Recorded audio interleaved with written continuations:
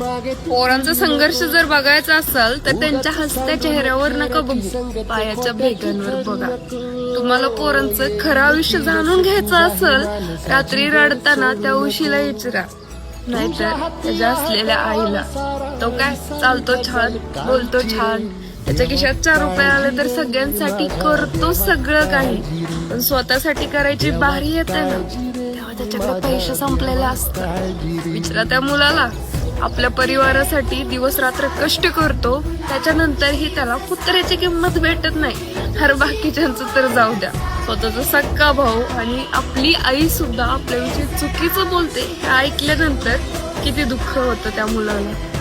एकतर बाप गेल्यापासून स्वतः घराची सगळी जबाबदारी पार पाडली तरीही कुत्र्याची किंमत नाही त्याला. त्याचं दुःख, त्याच्या पायातल्या भेकांना विचार, त्याच्या हसऱ्या चेहऱ्याला नको.